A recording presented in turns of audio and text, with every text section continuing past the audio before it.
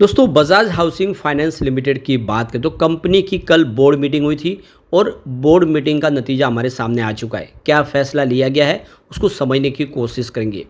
अब quarter to भी हमारे सामने आने वाला है, बहुत ही कम समय बचा है। कैसा रह सकता है क्वार्टर टू? जो कंपनी ने अपनी अपडेट जारी की उसके माध्यम से रिजल्ट की रूपरेखा हमें दिखाई दे रही है, आगे क्या संभावना बन सकती है। ऐसे में इस समय जब स्टॉक 140 से भी नीचे है, क्या इन्वेस्टमेंट करना चाहिए?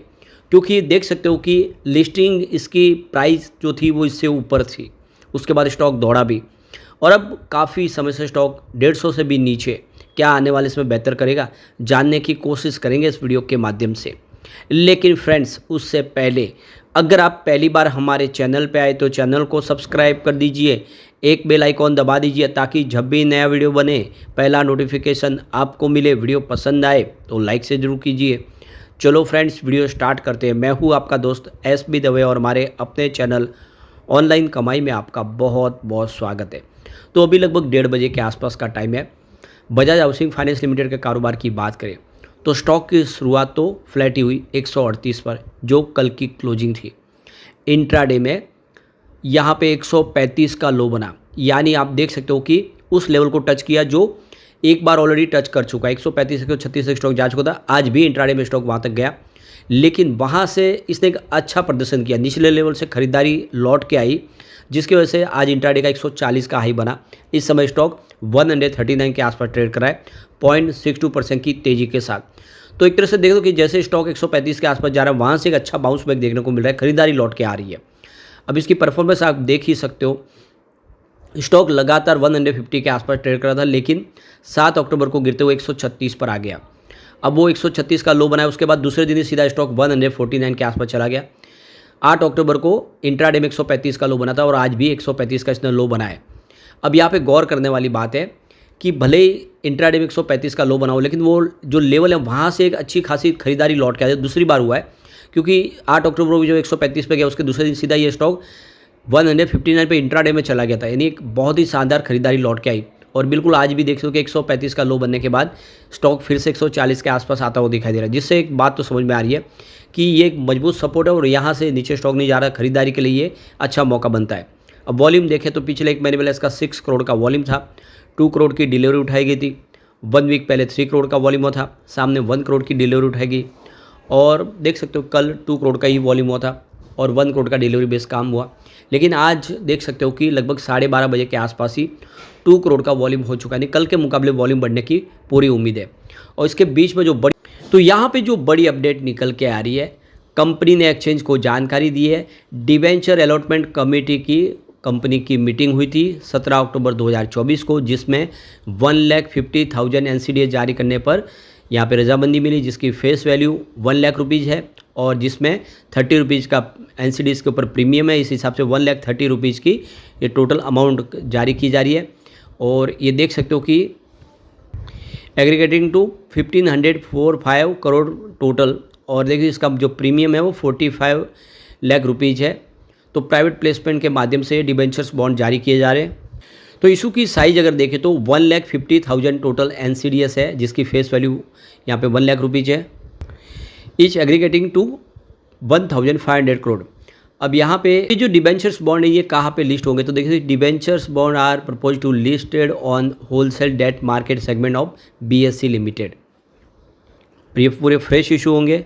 इसके टेनियर की बात करो 1,826 डेज़ का टोटल टेनियर है और जो डेट ऑफ अलॉटमेंट है वो 17 अक्टूबर 2024 है और डेट ऑफ मैच्योरिटी अगर देखें तो 17 अक्टूबर 2029 है।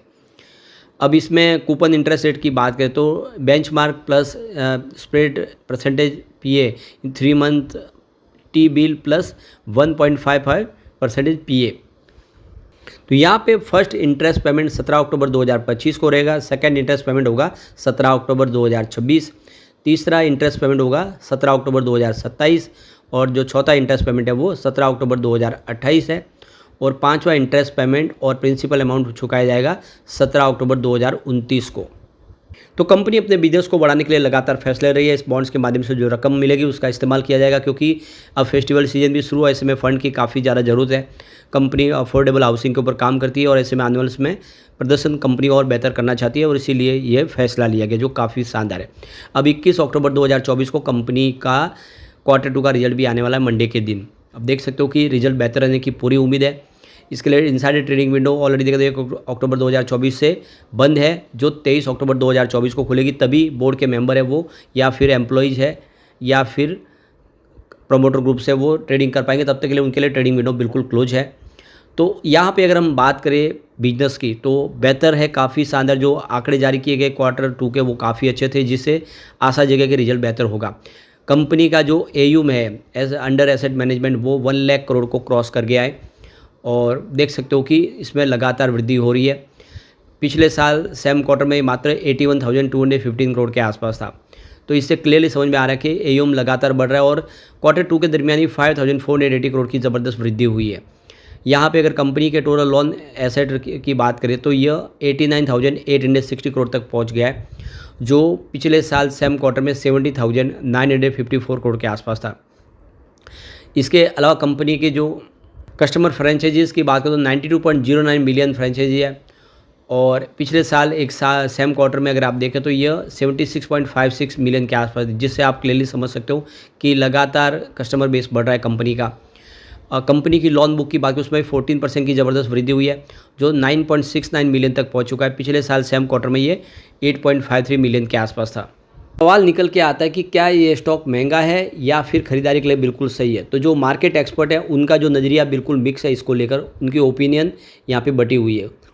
कुछ ब्रोकरेज हाउस कह रहे हैं कि स्टॉक अच्छा है क्योंकि बहुत ही एक मजबूत ब्रांड है बजाज हाउसिंग, जो अपने कंपनी के ब्रांड के नाम पे आगे बढ़ेगा। कंपनी का जो पोर्टफोलियो काफ़ी अच्छा है। कंपनी होम लोन सेगमेंट में काम करती है जहाँ पे रिस्क बहुत कम है, क्योंकि प्रॉपर्टी के डॉक्यूमेंट के अगेंस्ट लोन प्रोवाइड किया जाता है, जिससे NPA भी कम है और इसीलिए आने वाले समय ये बहुत बेहतर कर सकता है। लेकिन दूसरी तरफ कुछ ब्रोकरेज हाउस है जो कह रहे हैं कि इसकी वैल्यूएशन बहुत ज़्यादा हाई है और IPO जब आया उसके बाद में ही देखें तो इसकी वैल्यूएशन के हिसाब से ये काफ़ी ज़्यादा बढ़ चुका है। आने वाले इसमें संभावना इसकी कम होने की है। तो ये एक तरह से मिक्स नज़रिया है जिसमें अलग अलग ब्रोकरेज हाउस बटे हुए, कोई 210 का टारगेट दे रहा है, कोई 86 का ही टारगेट दे रहा है, जिससे भ्रम पैदा हो रहा है। लेकिन हमें रिजल्ट का इंतजार करना चाहिए। अगर रिजल्ट बेहतर होगा तो फिर शानदार तेज़ी की संभावना यहाँ पे बन जाएगी। अब एक बार हम इसके पिवट लेवल को चेक कर लेते हैं। तो यहाँ से अगर गिरावट होती है तो 136 का पहला सपोर्ट है। इंट्राडे में ये सपोर्ट टूटा है ऑलरेडी। सेकंड सपोर्ट 135 के आसपास है और वहाँ तक स्टॉक जाके बाउंस बैक दिया है। अच्छी बात है कि इसको इसने अभी तक तोड़ा नहीं है। तीसरा सपोर्ट 132 के आसपास है। ये टूटेगा तो गिरावट बड़ी हो सकती है। पॉजिटिव माहौल बना तो 140 का फर्स्ट रेजिस्टेंस है। इसको पार किया तो स्टॉक आपको 143 तक जाता हुआ दिखाई देगा। तेज़ी का दौर आगे जारी रहा तो फिर 144 तक जा सकता है। ऐसे में लॉन्ग टर्म इन्वेस्टर के लिए अच्छा मौका है। अब Q2 का इंतजार करना चाहिए। लेकिन फ्रेंड्स, कोई भी इन्वेस्टमेंट करने से पहले अपने फाइनेंशियल एडवाइजर से एडवाइस ले ले या अपना खुद का रिसर्च करें, क्योंकि मैंने वीडियो आपके एजुकेशनल पर्पज़ के लिए ही बनाया। वीडियो पसंद आए तो लाइक से जरूर कीजिए और चैनल को सब्सक्राइब कर दीजिए। Thank you friends.